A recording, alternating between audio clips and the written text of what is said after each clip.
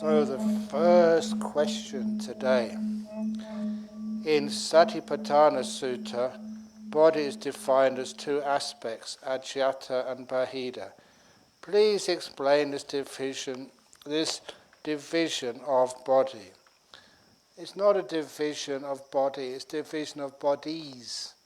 Ajata is inside, basically your own body, and bahida is other people's body. They're the same. Please explain this division of body. It's just to make sure that you never feel that you are special. You've got the same sort of body as everybody else. Yes, my body, they call me white monk. I'm not a white monk, I'm pink. So we may have these different ideas, but a lot of them are not scientific. Is this valid for anapanasati meditation too? Yes, because what I do, what nuns do, what other people do, it's all the same. If one cannot get to samadhi via anapanasati, is there any alternative kammatthana to develop jhana? Yes. Stop.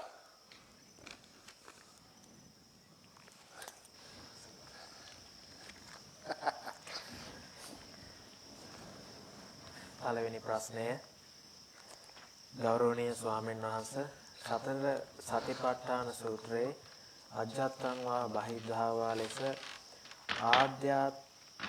ආධ්‍යාත්මික කය බාහිර කය ලෙස හඳුන්වා ඇත.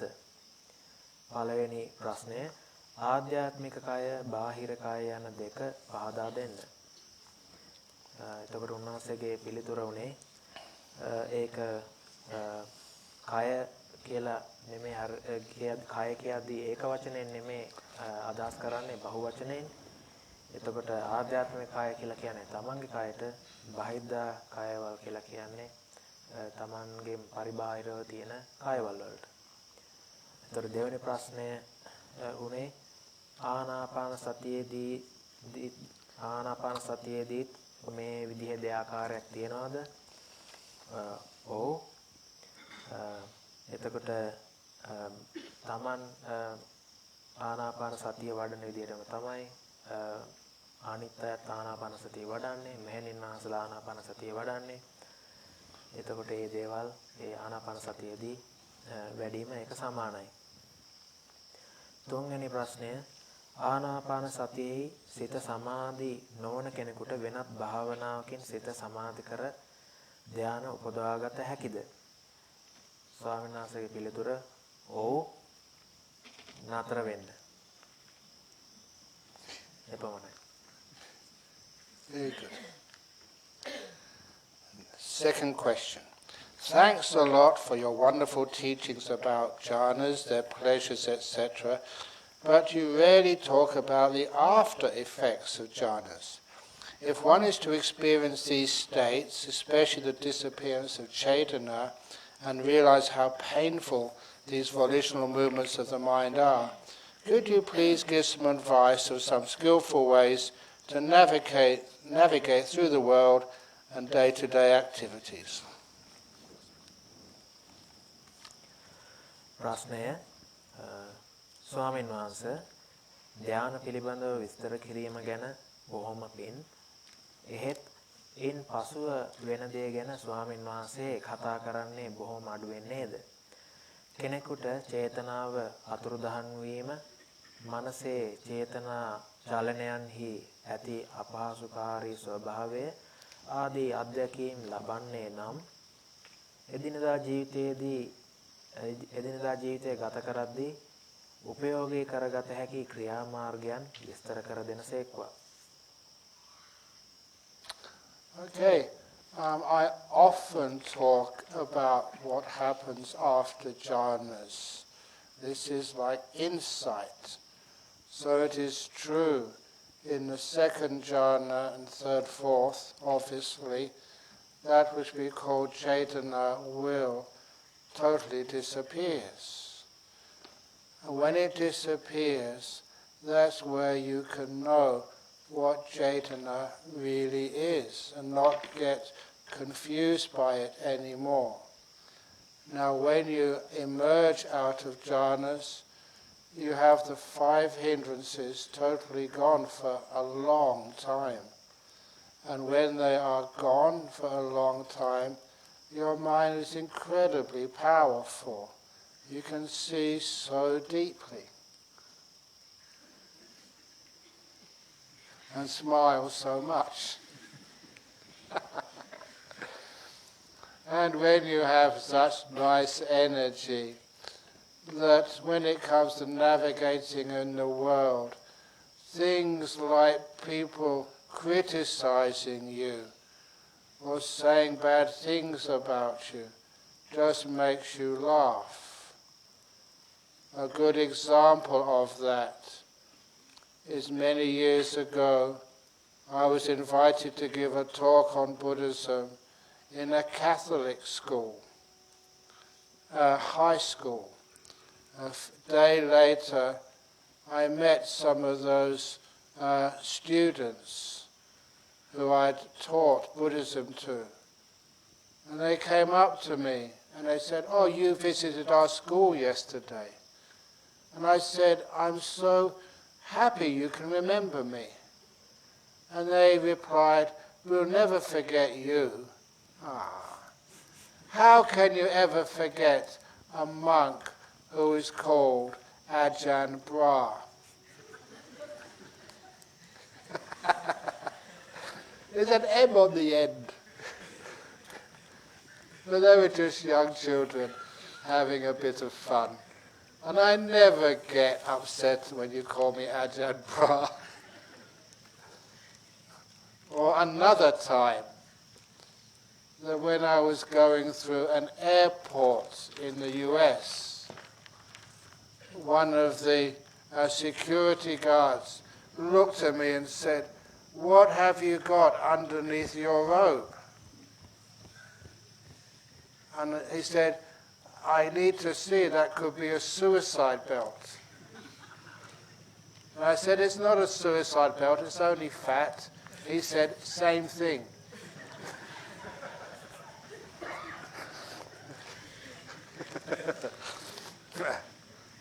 Anyway, this is one thing which you learn, how you just cannot get upset whatever a person says about you. That thing which we call arati, discontent, is just not there. So you learn just from the effects after jhana how easy it is to navigate in this world. Those things which you get upset at, the things which you think you deserve or you need or you want, disappear. Try it out. After jhana, life is very pleasant. Okay. Sorry, I should have said, you don't sort of have no Jadana forever. Jadana comes back, but you realize it's not yours. It doesn't belong to you. So because it's not yours, doesn't belong to you, it's still there. It makes it much easier to generate Chaitana, which is of service to others.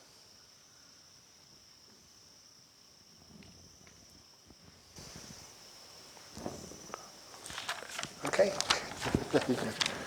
Do a great job. ස්වාමීන් වහන්සේ ඒ දෙවැනි ප්‍රශ්නයට පිළිතුරු විදියට දැක්වේ ස්වාමීන් වහන්සේ බොහෝ දුරට ධානයෙන් පසුව වෙන දේවල් පිළිබඳවත් කතා කරනවා. ඒ ඇවිල්ලා විදර්ශනාව. එතකොට ධානවලදී ඒ චේතනාව කියන දේ අතුරුදහන් වෙනවා. එතකොට ඒ දේ අතුරුදහන් වුණාට පස්සේ අපිට තේරුම් ගන්න පුළුවන් ඇත්තටම චේතනාව කියලා කියන්නේ මොකක්ද කියන එක. එතකොට පැටලෙන්නේ අනිත් දේවල් එක්ක මොකද ඒක අතුරුදහන් වුණ නිසා. එතකොට ධානයකින් එළියට ආවට පස්සේ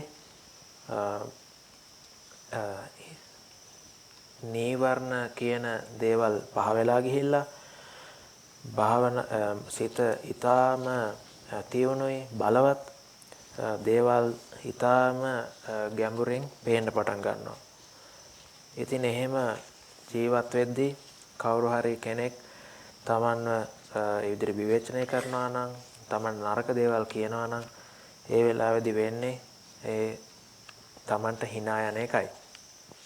එහෙම කියලා ස්වාමීන් වහන්සේ කතාවක් දැක්වුවා. කලකට පෙර ඒ කතෝලික පාසලක උන්වහන්සේට ආරාධනා කළා උන්වහන්සේ බණක් කිව්වා. එතකොට ඒ වෙලාවේ බණ අහපු ළමෙක් අනිත් දවසේ ගෑනු ළමෙක් අනිත් දවසේ ඇවිල්ලා ස්වාමීන් වහන්සේට කිව්වා ඊයේ ස්වාමීන් වහන්සේ හම්බුණා අපිට ඉස්කෝලේදී කියලා. එතකොට උන්වහන්සේ කිව්වලු බොහොම හොඳයි මාව මතක තිබ්බ එක. එතකොට උන්වහන්සේට කිව්වලු ඒ ගෑනු ළමයා ඉතින් ස්වාමීන් වහන්සේව කොහොමද අමතක වෙන්නේ? ඉතින් මේ ස්වාමීන් වහන්සේගේ නම අජාන් බ්‍රානේ කියලා ඒ විදිහට කිව්වලු. ඉතින් උන්වහන්සේ කියන්නේ BRA ට පස්සේ M අකුරකුත් තියෙනවා නමේ. ඉතින් ඊට පස්සේ තවත් දෙයක් කිව්වා. ඇමරිකාවේදී ගුවන් තොටුපළකදී ආරක්ෂකයෙක් ඇහුවලු මොකක්ද මේ සිවුරයට තියෙන්නේ කියලා. ඒතර උන්වහන්සේ කිව්වලු ඉතින් මේ දේ තමා තෙල් තමා තියෙන්නේ කියලා. ඉතින් අර ආරක්ෂකයා ඇහුවේ ඉස්සල්ලාම ඇත්තටම ප්‍රශ්නේ විදියට මොකක්ද සිවුරයට තියෙන්නේ? මේ මරාගෙන මැරෙන මොකක් හරි බෝම්බයක්ද මේ බෙල්ට් එකක්ද තියෙන්නේ? එතකොට කිව්වලු නෑ මේ දේ තියෙන්නේ බඩේ මේ දේ තියෙන්නේ කියලා. ආයේ දෙකම එකයි කියලා කිව්වලු. එතකොට ඊට පස්සේ ඉතින් ස්වාමීන් කිව්වේ නැවත ඒ ධානයෙන් පස්සේ අරතිය කියන දේ ඒ කියන්නේ නැහැ. ඒ කියන්නේ දේවල් සම්බන්ධයෙන් ඒ තියෙන ඒ කුසල ධර්මයන් කෙරෙහි නොයැලෙන ස්වභාවය ඒ ඍණාත්මක ස්වභාවය තවදුරටත් නැහැ සිතේ. එතකොට ඒ සාමාන්‍ය දිනදා ජීවිතේ ගත කරන්න පහසු වෙනවා. එතකොට ඒ දිනදා ජීවිතේ වෙන දේවල් සම්බන්ධයෙන් ගැටෙන්නේ නැහැ. ඒ සම්බන්ධයෙන් හිත නරක කරගන්නේ නැහැ. මොකද ධානයෙන් පස්සේ ඊටාම මේක සුවදායි සතුටුදායි අවස්ථාවක්. ඉතින් ඒ චේතනාව කියන දේ නැවතත් ඉතින් පැමිණෙනවා. හැබැයි තමන් දන්නවා දැන් මේ වෙනකොට චේතනාව තවදුරටත් තමන්ගේ නෙමෙයි කියලා. ඉතින් අපි ජීවිතය ගත කරද්දී චේතනාව තමන්ගේ නෙමෙයි කියලා දන්නවා. හැබැයි ඒ චේතනාව පාවිච්චි කරන්න ගන්නවා තව කෙනෙකුට උදව් කරන්න තව කෙනෙකුගේ සේවය කිරීම පිණිස. මේක තමයි උත්තරේ උනාසේ දුන්නේ. Okay, thank you. After coming out from a jhana, I have heard that the pain sensation disappears, e.g. pricked by a pin. Then how comes the touch sensation feels?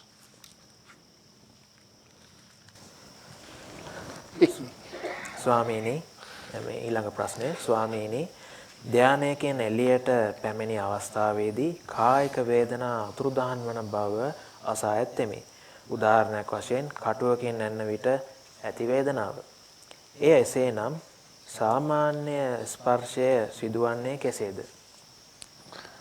When a person comes out of the jhana, any feelings of pain are diminished a great deal. And that is because, as you know how the Buddha taught, pain has two parts, what the Buddha called the two thorns. We have the mental part of pain and the physical part of pain. The emotional reaction and actually the physical pain. I remember talking to a neurologist who told me, I'm not sure if this is true, but he said there are two pathways to pain. If you prick on your finger, there's actually two ways. One goes straight to one part of the brain, the other one goes to where the mind can experience it. The two thorns. And after a jhana, the emotional reaction is almost zero because the mind is just so peaceful.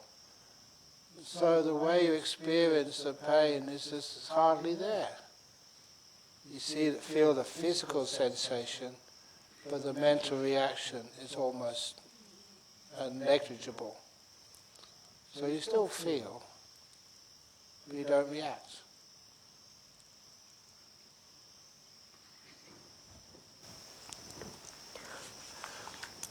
එතකොට ස්වාමීන් වහන්සේ ඒ ප්‍රශ්නෙට උත්තර වශයෙන් දැක්ුවේ ධානයකින් එළියට එද්දී ඒ කායික වේදනාවන් තියෙනවා නම් ඒව ගොඩාක් දුරට සංසිඳලායි තියෙන්නේ.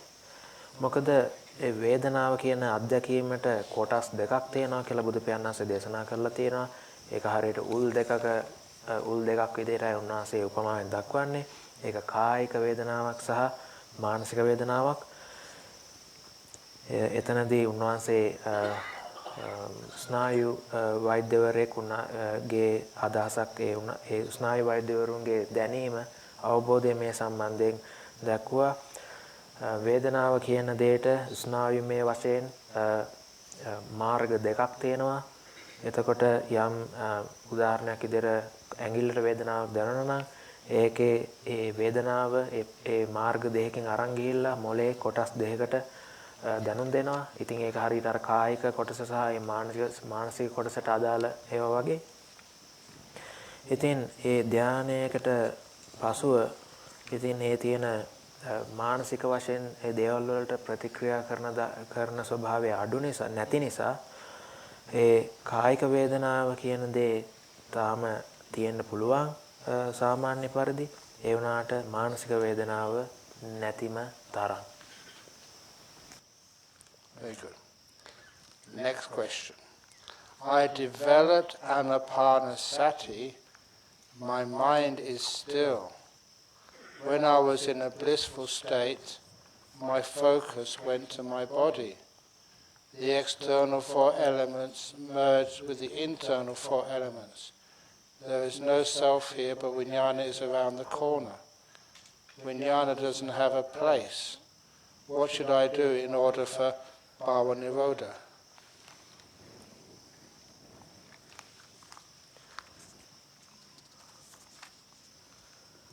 හතරවෙනි ප්‍රශ්නය ගෞරවනීය ස්වාමීන් වහන්සේ වැඩුවේ ආනාපානය කසල සිත නිසල විය. මතන සසල සිත නිසල විය වෙන්න ඕනේ.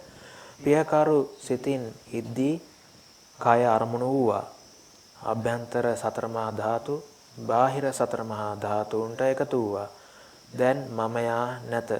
විඥාණය පසෙකට වී බලා සිටී. එයාට ඉන්න තැනක් නැත. දැන් කුමක් කළ යුතුද? භව නිරෝධය සඳහා කාරුණිකව ගුරු උපදෙස් පතමි. තෙරුවන් සරණයි. නමස්කාර වේවා. First of all, when the mind gets into a very blissful state in anapanasati, the body disappears. It's just not there. You're distant from it. So the idea is then you go into the body makes no sense to me. The body is far away from you. Internal or external elements are just not really relevant for you. When the mind is in a jhana, there is one vijnana, and that's the mano vijnana. Remember that when we talk about consciousness, I prefer to use the term consciousnesses. There's 6 different types of consciousness, totally different. Each one is defined by the sense door which it's associated with. In the jhana, those 5 consciousnesses have vanished. Feeling consciousness, body feeling, sound consciousness, smell consciousness, taste consciousness, I should have said first of all sight consciousness. All those are not there anymore. It is the mind consciousness remains. And if that bliss in that jhana is strong enough, those other 5 consciousnesses do not appear. until you emerge from that jhana. And when you emerge from that jhana, the idea of vijnana being around the corner again doesn't make any sense. If you know that, if you feel that, if that's what you're conscious of, that is consciousness. I'm not quite sure, but some of the questions which I'm reading here, sometimes I think you've got a wrong understanding of what consciousness is, they really are. And sometimes that comes from, please excuse me, but some of the confusion which is generated by the Abhidhamma. I've never mentioned the Abhidhamma here, because it does give some ideas, some perceptions, which are not the same as the Buddha described in the suttas. I know that's controversial, but nevertheless, that is the truth of what I know. So when you emerge from a jhana, the other consciousnesses begin to turn on again. But still the mind consciousness becomes dominant, rather than the most dominant consciousness in your daily lives are sight and sound and touch. Smell and taste are very weak. And most of the time, even your mind consciousness is quite weak. But once you start to develop the mind consciousness and you restrain the other 5 consciousnesses, the power of the mind increases and your interest in the 5 senses decreases. That's why if you follow that type of path, you will find that at the very least in your rebirth, if you have a rebirth, it will be as a non-returner. You're not interested in the world of the 5 senses anymore. You've seen through them. So if this actually happens, that you then see 4 elements, the 4 elements have got nothing to do with the mind field. So just don't be interested in them. You're going from a very beautiful high place in the jhanas and going back to a low place, the body, and 4 elements. You've renounced the body enough to enter a jhana. Keep focusing in that jhana and just appreciate basically the going back into this world is like, as the Buddha said, someone who's got some feces on their finger. They would wash it off straight away. Wash off these body things and actually feel more inspired and interested in the experience you just emerged from in the jhanas. Is that okay? Go on. I lost bits and pieces, but I'll try. You got them most, yes. එතකොට ඒ 4 වෙනි ප්‍රශ්නයට උත්තර විදිහට ස්වාමීන් වහන්සේ දැක්ුවේ පළමුව දැන් ඒ මනස ඒ භාවනාවේදී ප්‍රේතිමත් ස්වභාවයක් අත්දකිනකොට කය කියන එක අතුරුදහන් වෙනවා.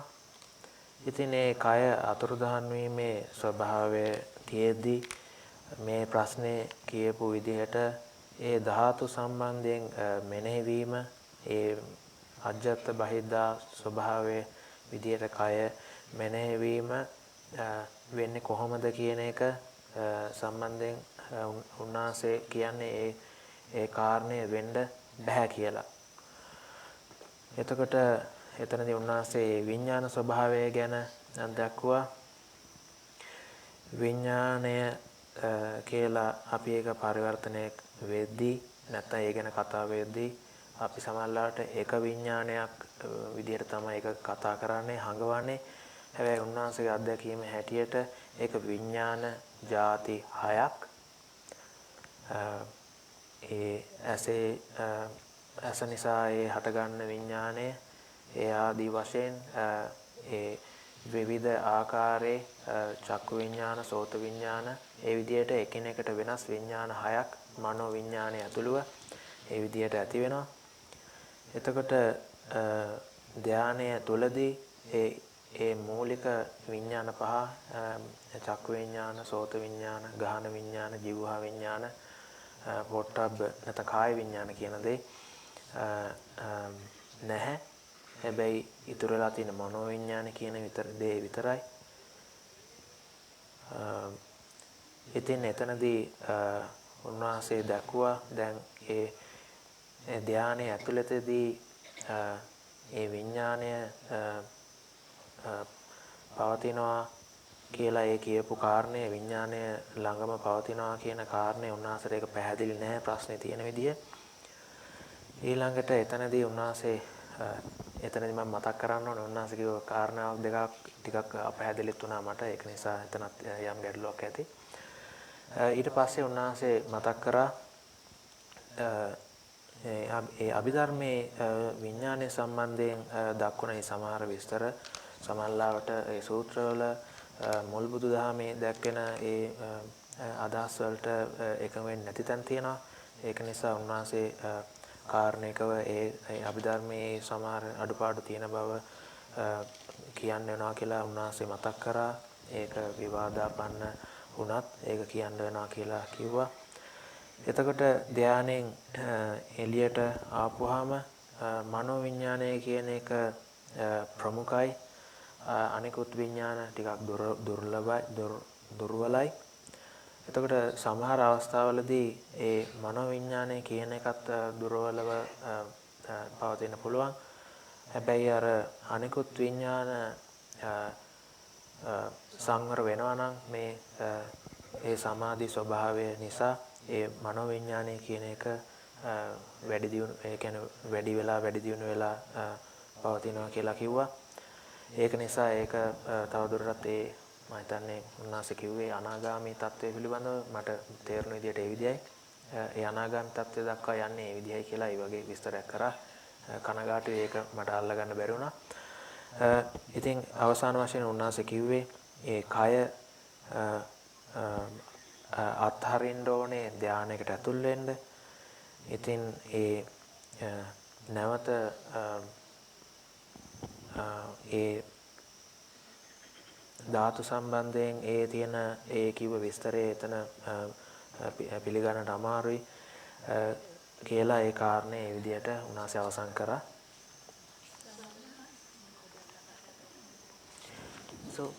So that question is from this nun here. Oh yes. So she would like to give like a clarification also. Yes, certainly. Yes. Like Certainly, yes. Good. Please say. කීවට කමක් නැහැ උතනින් නම් කියන්න පුළුවන්.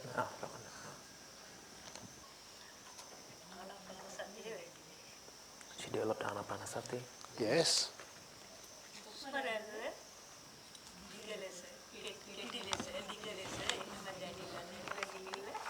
Yes, short version. The breath disappeared. Good. What happened after the breath disappeared? මොකද වුනේ ඊට පස්සේ? හුස්ම නැති වුණාට පස්සේ මොකද වුනේ? හුස්ම නැති වුණාට පස්සේ හොඳයි. හුස්ම නැති වුණාට පස්සේ මොකද වුනේ මේනින් වංශ? ඊට පස්සේ දැන් කය නැදෙනීමදී කය නැහැ. Body disappeared. Yes. But what were you aware of once the body disappeared? කය නොදැනී ගියාම ස්වාමීන් වහන්සේ අහනවා කය නොදැනී ගියානේ ඒ වෙලාවේදී අවධානය තිබ්බේ මොකක් කරේද?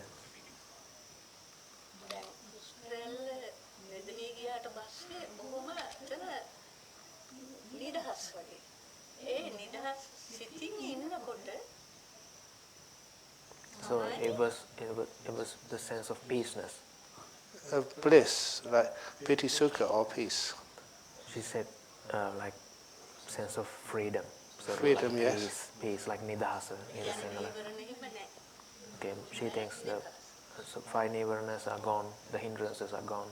Yes, but were you aware of the 5th, 6th, 7th and 8th stages of anapanasati before the breath disappeared, when the breath was accompanied by piti sukha? Yes. Okay, I'll allow Yes, her please, to yes, kind of ask talk. us. Again, මෙහෙම මතක් කරනවා. දැන් මොකක්ද බලන්න හිටියේ? හයක් නැහැ. මෙයා බලාගෙන ඉන්න හිත විතරයි. She's the body is disappeared. She's looking at her mind, she says. And what did the mind look like? ඒ හිත දිහානේ බලන් හිටියේ. හිත නිදහසේ ඔහොම නිකන් බලාගෙන ඉන්නකොට හිත දැනුනේ කොයි විදියටද? හිත කොයි වගේද? ඒ බලාගෙන හිටපු හිත කොයි වගේද? නිකන් මොකොත් සිතුවිලි මේ මොකුවත් නැහැ. බොහොම නිදහස් මනසක් බොහොම පවිත්‍රයි. නිදහස් පවිත්‍ර නිදහස් කියලා අදහස් කරේ මොකක්ද? නිදහස් කියලා අදහස් කරේ තව ටිකක් පැහැදිලි කරොත්. කියන්නේ ලෝභ දේශ මොහ ඒ වගේ දේවල් මොකුවත් නැහැ. අර හුස්ම රැල්ල සංසිඳිලා ගියාට පස්සේ නිකන් කයක් නැතුව ගියා.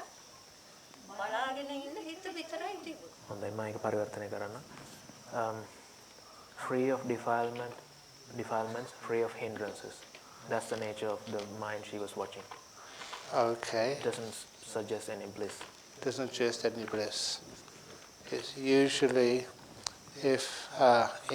after anapanasati, when the breath disappears, it usually disappears with a great degree of piti sukha.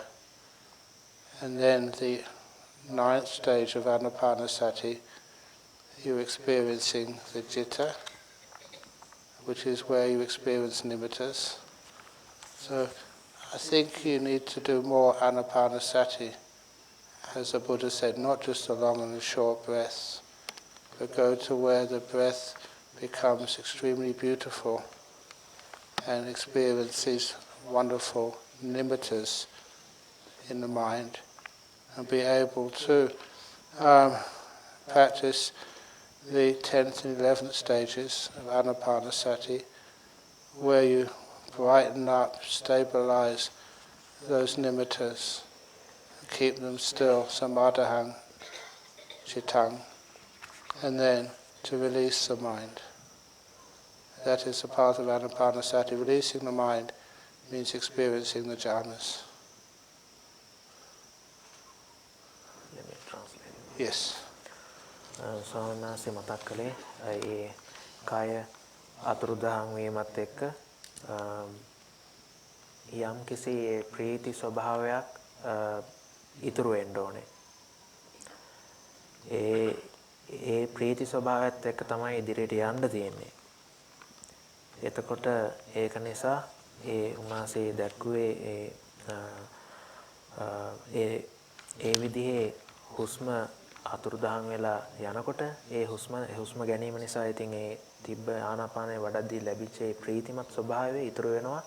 හුස්ම නැතු වෙලා යනවා, කාය දැනෙන්නේ නැතු වෙනවා. ඒ ප්‍රීති ස්වභාවය ඉතුරු වෙන්න ඕනේ.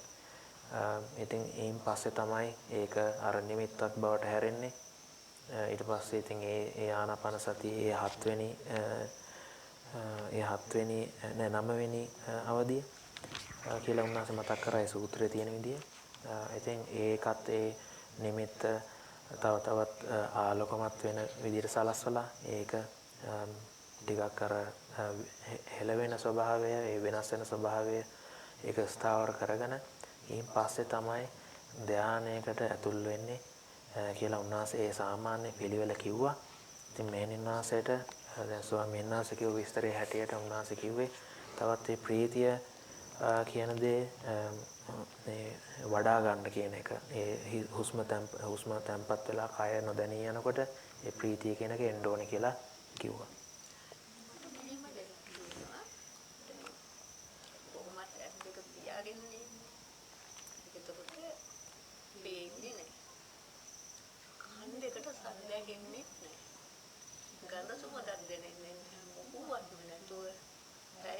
සතිය අධික කාලයක් මොකවත්ම නැතුව එහෙම ඉඳපු අවස්ථාවලුත් තියෙනවා. She says some more experiences that she could sit for 1 hour without any hearing, she can't see or any sort of sensory input. Yes, I do believe that we have to get round to some of the other questions now. Okay. So I've answered that to the best of my ability. එතකොට ස්වාමීන් සාන්නාසී කියන්නේ දැන් ඒ ඉස්සල්ලා ඒ දුන්න උපදේශ මේ විදිහට අනුගමනය කරන්න දැන් අපිට අර අනිත් ප්‍රශ්නක් තියෙන නිසා අපි ඒක දැනට එහෙම යමු කියලා. Okay, very good. Thank you.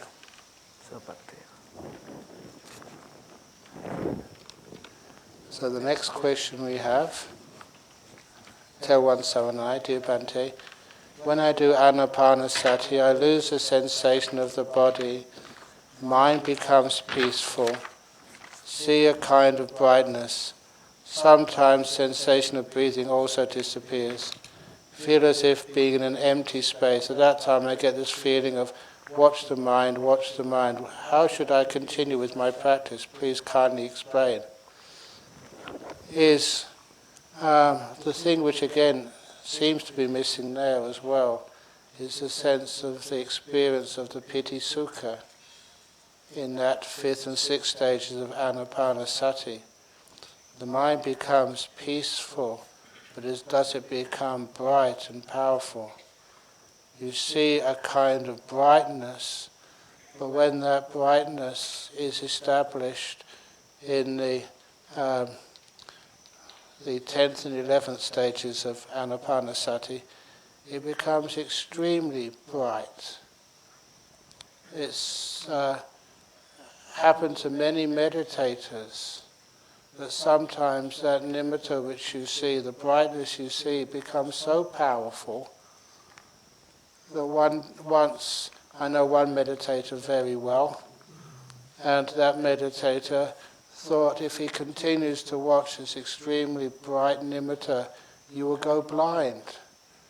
Until that meditator realized this is not a visual image, this is a mental image, and this is just the way the perception makes it understandable for you. You don't go blind at all. You just get closer and closer to the first jhana. So seeing as it being an empty space, I get this feeling of watch the mind, watch the mind. Again, it's not really doing anything. It's a natural progression if you do it properly. Where, things like when the Buddha said, this is in one of those suttas in the Anguttara Nikaya, I think it's in the 9s, you do not need to form the will. Oh, may these things occur and happen to me. It's a natural progression that when the mind starts to relax, become still, then you do start to see these nimittas and you do start to experience samadhi. And when you're experiencing these jhanas, you don't need to will or make the wish, oh, may I see the Dhamma as it really is. You see the Dhamma as it really is. It's tamatā. It's natural. It doesn't involve you. You don't do the things. That's why when you say here, how should I continue with my practice? It's not your practice. Take away the ownership of this and let it flow naturally, without effort, without choice. The mind will get attracted into these nimittas, into the jhanas, and as a result, you will see things as they truly are. This is a bright, powerful experience. And when you experience it for yourself, you can't deny it. It's real. Does that make sense?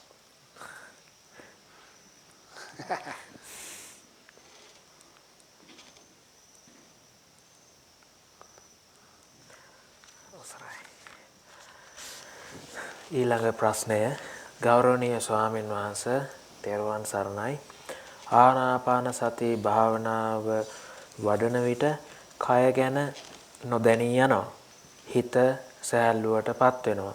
සතුටක් ඇති වෙනවා. සාමාන්‍ය ආලෝකයක් දකිනවා.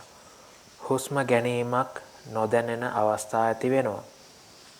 හරියට හිස් අවකාශයක ඉන්න බව වැටහෙනවා. මේ අවස්ථාවේදී හිත ගැන බලන්න කියා දැනෙනවා. මින් ඉදිරියට මා කළ යුත්තේ කුමක්දයි කාරුණිකව පහදා දෙනමින් ඔබ වහන්සේගෙන් දෙපා නැමද ඉල්ලා සිටිමි. එතකොට උන්වහන්සේගේ උත්තරේ උනේ ප්‍රශ්නයට එතනදී ඒ පීති සුඛ අවස්ථාවක් පීති සුඛය කියන්නේ දැනෙනවා කියලා මතක් කරා. එතකොට ඒ ආනාපාන සතියේ 6 වෙනි අවධිය වගේ බවයි දැනෙන්නේ. හැබැයි මේ දැනෙන ආලෝකය ඊතරම්ම තීව්‍ර නැහැ කියලා කියනවා. දැන් නිමිත්ත අවස්ථාවකදී නම් ඒ කියන්නේ ආනාපාන සතියේ 9 වෙනි අවස්ථාව ඒ වගේම 10 වෙනි අවස්ථාව සහ 11 වෙනි අවස්ථාවවලදී ඒ තීව්‍ර ආලෝකයක් Tamanට දැනෙනවා. සාමාන්‍යයෙන් ඒ නිමිත්ත අවදිවලදී නම් එතකොට ඉතින් ඒ වෙලාවේදී ඒ එක්තරා භාවනා යෝගියෙක්ගේ අත්දැකීමක් උන්වහන්සේ මතක් කරා. මොකක්ද ඒ නිමිත්ත දකින්න වෙලාවේදී ඒ තියෙන ඒ ආලෝකයේ තීව්‍රතාවය කොච්චරද කියනවා නම් ඒ කෙනාට හිතනවලු ඒ කෙනාගේ ඇස් අන්ධ වෙයි කියලා ඒ ආලෝකයේ තියෙන බලවත්කමට. හැබැයි උන්වහන්සේ මතක් කරේ ඒක එහෙම වෙන්නේ නැහැ. ඒක මනසේ ඇසින් දකින දෙයක්. ඒක ඒ මස ඇසින් අපේ ඇස් දෙකෙන් දකින දෙයක් නෙමෙයි. සහ ඒ ආලෝකය අපිව ඉදිරියේ ඊට පස්සේ ධානයට අරගෙන යනවා. එතකොට දැන් මේ ප්‍රශ්නය කිව්ව විදිහට ඒ සිත දිහා බලන්න කියලා ඒ දැනෙන ස්වභාවය ගැන උන්වහන්සේ යමක් කිව්වා. සාමාන්‍යයෙන් මෙහෙම භාවනාවේ ගැඹුරු අවස්ථාවලට යද්දී තවදුරටත් අපි මේ දේවල් සක්‍රියව අපි විසින් කරන්නේ නැහැ. ඒ දේවල් ඉබේම තල් වෙලා ඉස්සරහට යනවා. ඒක ස්වයංක්‍රීය විදිහට වෙන දෙයක්. එහෙම කියලා උන්වහන්සේ ඒ අංගුත්තර නිකායේ මට මතක හැටියට න චේතනාකරණීය කියන සූත්‍රයේ උන්වහන්සේ ඒ වෙලාවේදී උද්දෘත කරා. එතකොට බුදු පියාණන් වහන්සේ එතනදී දක්වනවා කියලා උන්වහන්සේ මතක් කරේ. දැන් සමාධියට පත් වෙන්න Taman චේතනාවක් කරන්න ඕනේ මගේ සිත සමාධියටපත් වේවා කියලා. ඒ ඊට මූලික ඒ සුඛය ආදී ඒ හේතු ටික රැස් වෙලා තියෙනවා නම් ඒ සිත සමාධියටපත් වෙනවා. එයින් පස්සේ සමාධිය ලැබිච්ච කෙනා චේතනා කරන්න ඕනේ මගේ සිත යථාභූත ඥාන දර්ශනයට පැමිණේවා කියලා. සමාධිය තියෙන කෙනාට ඒ හේතු රාශිය රැස් කරලා තියෙන කෙනාට යථාභූත ඥාන දර්ශනය ඉබේම එනවා කියලා ඒ සූත්‍රයේදී සඳහන් වෙනවා. ඉතින් ඒක නිසා මේ දේවල් අපි කරන දේවල් නෙමෙයි. ඒක ඇවිල්ලා අපිට අයිති ක්‍රියාවලියක් නෙමෙයි. මේ ක්‍රියාවලියේ තියෙන අයිතිකාරයව අයින් කරලා දාන්න, ඒ අයිතිකාරත්වය අයින් කරගන්න. ඒ දේවල් වලට ඉබේ යන්න හරින්න ස්වභාවිකවම තල් වෙලා යන්න හරින්න. එතකොට ඒ විදිහේ මේ මනසේ තියෙන ආලෝකය ඊට පස්සේ නිමිත්තකට ටිකෙන් ටික දියුණු වෙලා යයි. ඒ නිමිත්ත ධානයට අපිව ගෙන යයි. ඊට පස්සේ ධානයෙන් ඊට පස්සේ අර යථාභූත ඥාන දර්ශනයට ඊන් පසුව අපිව ගෙන යනවා. ඒක ඉබේම. එතකොට මේ දේ අපි අත්දකින්න ඕනේ. මේ දේවල් ඇත්තටම මේ අත්දැකීම් ඒක ඊටාම පුදුම විදිහේ රියල් දෙයක් කියලා උන්වහන්සේ කිව්වේ. ඒ කියන්නේ පුදුම විදිහේ සත්‍ය විදිහට Tamanට දැනෙනවා. ඒක ගැන අපිට සැකයක් එන්නේ මේ දේ ඇත්තටම අපි අත්දැක්කොත් කියලා උන්වහන්සේකට පිළිතුරු වශයෙන් සැපෙවුවා. Very good. Next question. Dear Venerable Sir, something unwholesome I did in the past keeps coming back and disturb my samadhi when I meditate. How can I get over it and continue my meditation? First of all, how bad was it? Remember, Angulimala killed, some people say 99, some people say 999 people. Is it as bad as that? Are you a serial killer? Even Angulimala could become an arahat, an enlightened being. So is it really that big a problem? If it is, keeps recurring, one of the things to do is to acknowledge it. Let other people know. It may be a good friend of yours, maybe a senior monk or a senior nun. Tell them what you've done. And then ask forgiveness. And then let it go. You don't need to keep carrying around any bad karma from the past. You can let it go. This is, have you read what happens when a person does become a stream winner? It's something which they call ahosi karma. Things which they did in the past which can never affect them anymore. It's totally let go of. If it's any of what they call the antarayika karmas, such as that you have killed your father or your mother, then that cannot be let go of so easily. But most other things which a person has done in the past, when you understand anatta, it was almost as if that was a different person. Not the same, not different, but close enough to being different. You can let it go. And it never needs to affect you anymore. You have to acknowledge it first of all. You did that. And then, after acknowledge it, you learn from it and become a better monk or nun as a result. And then it never needs to affect you, certainly not stopping your enjoyment of deep samadhi ever again.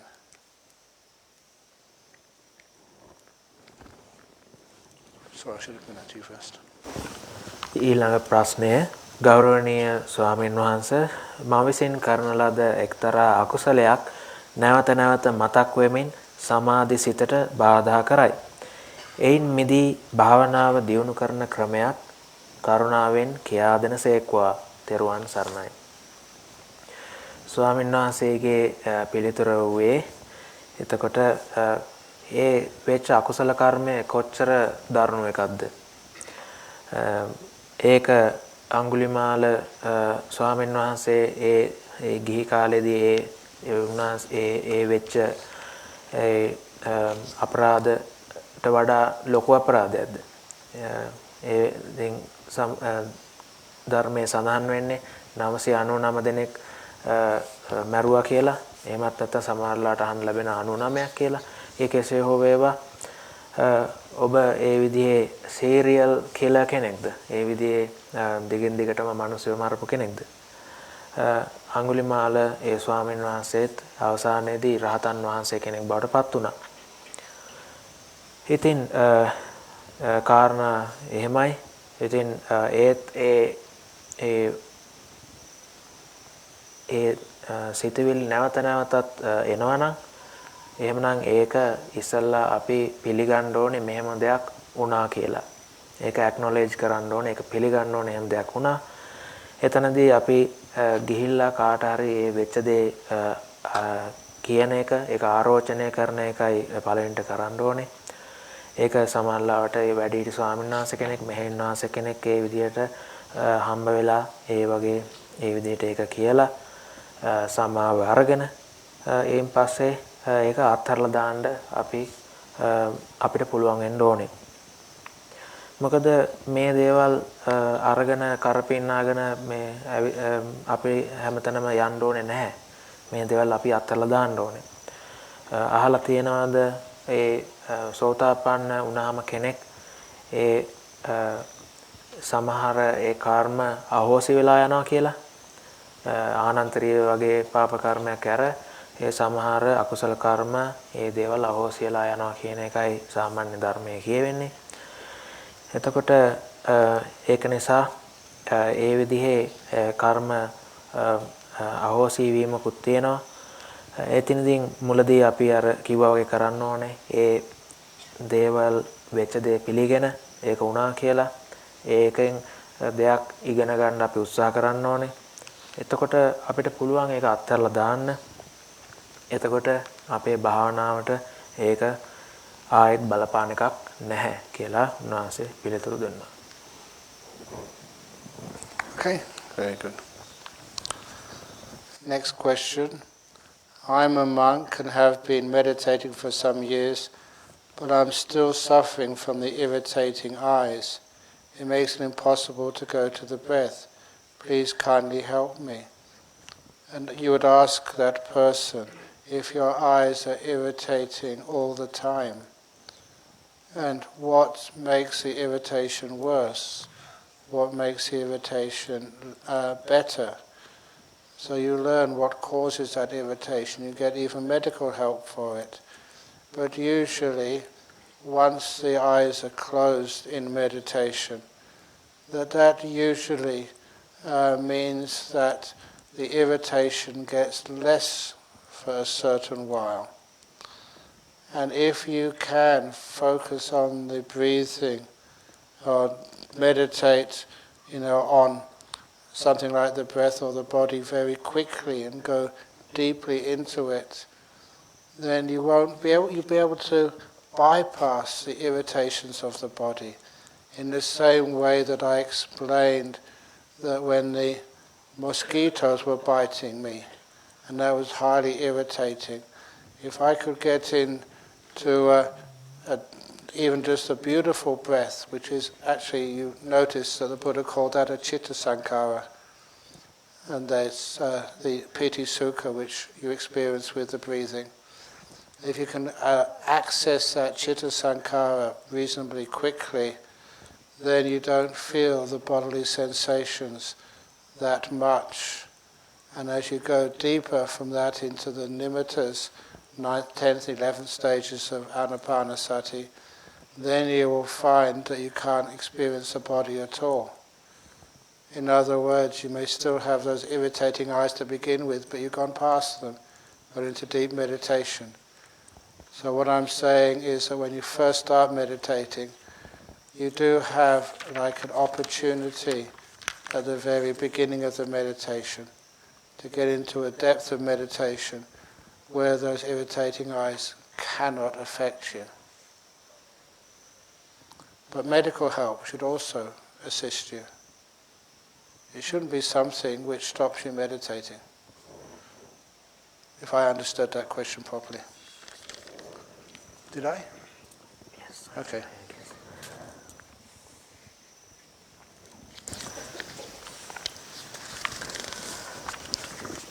එතකොට ඊළඟ ප්‍රශ්නය විදියට දැක්ුවේ ස්වාමීනි මම සංඝයා වහන්සේ නමක් කාලක ඉඳලා භාවනා කරමින් ඉන්නේ. හැබැයි තවම ඇස්වල තියෙන අපහසුතාවයකින් පීඩා විඳිනවා. ඒ නිසා හුස්ම කෙරෙහි අවධානය ගන්න එක ඉතා අපහසුයි. කරුණාවෙන් මට පිහිට වෙනසේක්වා. එතකොට උන්වහන්සේ උත්තරයේ විදිහට මේ ප්‍රශ්නෙට දැක්ුවේ මේ භාවනාව ආරම්භයේදී අපිට බලන්න පුළුවන් ඒ වේදනාව, ඒ ඇස්වල දැනෙන ඒ වේදනාව වැඩි වෙන්න හේතු වන හේතු මොනවාද? ඒවා ඒක අඩු වෙනවා නම් අඩු වෙන්න හේතු වෙන දේවල් මොනවාද කියලා දැනගෙන ඉන්න එක, ඒ ගැන හොයලා බලන එක වැදගත් කියලා උන්වහන්සේ කිව්වා. ඊට පස්සේ අවශ්‍ය නම් ඒ වෛද්‍ය ප්‍රතිකාර වලට යොමු වෙන එකත් සමහරලාට උචිත වෙන්න පුළුවන් කියලා උන්වහන්සේ දැක්ුවා. එතනදී ඊට අමතරව ඒ තියෙන වේදනාව පසු කරලා බයිපාස් කරලා යන්නත් උන්වහන්සේ යෝජනා කරා. මොකක්ද අර උන්වහන්සේ ඒ භාවනා කරන වෙලාවේදී අර මේ මధుරවන්ගේ වේදනාවෙන් ඉක්මනින් ගැලවිලා තමන්ගේ භාවනා තුලට පිවිසුනා වගේ ඒ තමන්ගේ මොකක් හරි ඒ ආනාපාන සති ඒ භාවනාව තුලට ගැඹුරට යා ගන්න පුළුවන් වුණොත් අර ඒ තියෙන වේදනාවෙන් ගැලවෙන්න පුළුවන්කම එනවා. ඒක හරියට ඒක උන්වහන්සේ දැක්ුවේ අර ආනාපාන සති සූත්‍රයේ ඒ අවධියක් ඉදිරියේ චිත්ත සංඛාර ඒ පටිසංවේදී කොටස වෙන්න ඕනේ. චිත්ත සංඛාර ස්වභාවයට ඉක්මනින් සම්බන්ධ වෙලා එයින් පස්සේ ඒක දිගේ ඒ ගැඹුරට යන්න උත්සාහ කිරීම සමහරලාට ප්‍රයෝජනවත් වෙන්න පුළුවන්. එතකොට අර වේදනාව අපිට දැනෙන්නේ නැහැ. මොකද කය පසු කරගෙන ගිහිල්ලා තියෙන නිසා. ඉතින් ඒ අර උන්වහන්සේ මතක් කරේ සමහරලාට අර කිව්වා වගේ මේ වෛද්‍ය ප්‍රතිකාරයකට යොමු වෙන එක නුවණට හුරු වෙන්න පුළුවන්. ස්වාමීන් වහන්සේ කිව්වා ස්වාමීන් වහන්සේ මේ ප්‍රශ්නේ හරියට තේරුම් ගත්තා කියලා ස්වාමීන් වහන්සේ හිතනවා කියලා. Okay. Time for more questions? Yes, another one here. Dear Ajahn, during meditation, when thoughts arise, we are supposed to observe and let go. But during normal day, when not in formal meditation situations, shouldn't we judge and take action? What is sati sampajanya in that case? Yes, that is true. That whatever work you do, if you see a monk and they're very thirsty, you judge and give that monk or nun something to drink, if at all possible, to take action. The sati sampajanya is the mindfulness and the wisdom which knows the purpose of what you're doing. When you're meditating, you should realize from your understanding, your wisdom, that the thoughts can be very deceptive and also can irritate the meditation. And I will say this because even thoughts of the Dhamma Vitaka, is what the Buddha called a lingering obstacle to samadhi. When you get close to deep meditation, you can turn the mind to contemplating the Dhamma, and you can give yourself one of the most brilliant Dhamma discourses which have ever been heard. That's how it feels. But the Buddha said, do not do that. You're so close to samadhi. Don't indulge in those thoughts which are just seem to you to be so profound. They're not yet. You need to go into those deep meditations first. The Buddha called that a lingering obstacle to samadhi. But when you are in not in formal meditation situations, what is the purpose of what you are doing? If you're working for your boss at work, then you are supposed to be judging, taking action according to what the boss needs. If you're driving a car and one of the monks is sitting in that, your job is to make sure that monk gets to the destination without crashing the car. When you're cooking the lunch for the monks, your job is to make sure the monks get a decent meal. What is the purpose of what you're doing? That's the sampajana part of one's practice. And if you're cooking, that's totally different than when you are closed your eyes and are stilling your mind. Does that make sense? Yes. Okay.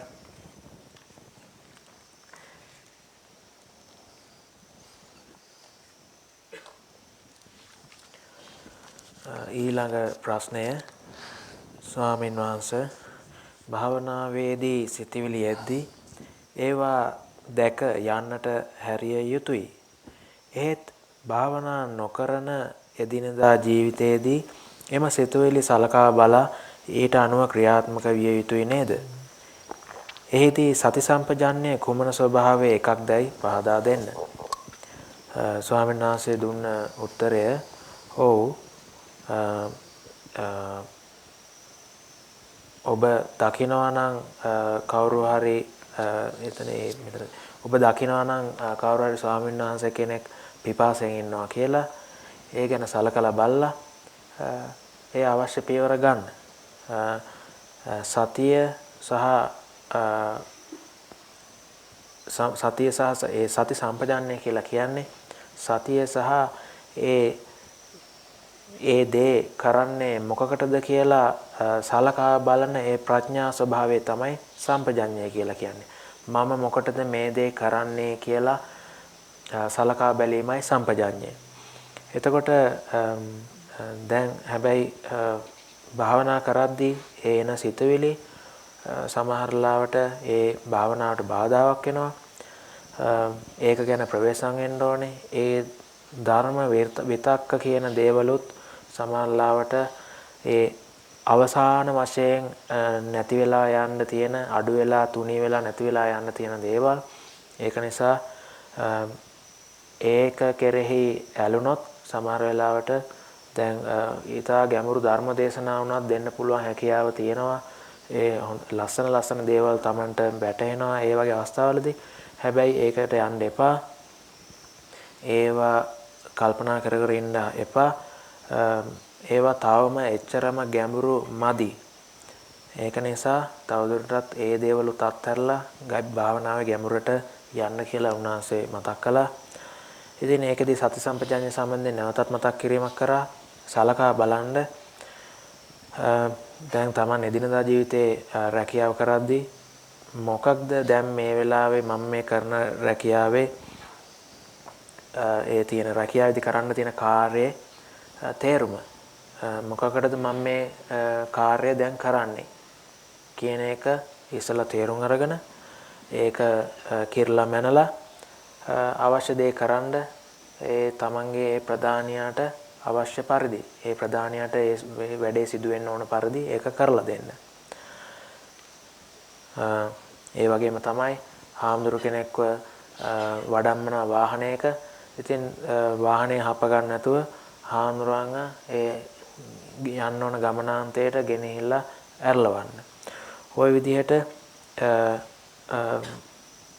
ඒ ගැන සලකලා බලලා ක්‍රියා කරන එකයි ඒ සම්පජාඤ්ඤය කියලා කියන්නේ. සිහිය සමග හැම වෙලාවෙම මම මේ කරන දේ මොකටද කරන්නේ කියන එක සලකා බලන්නේ කියලා උන්වහන්සේ මතක් කරා. Okay, thank you.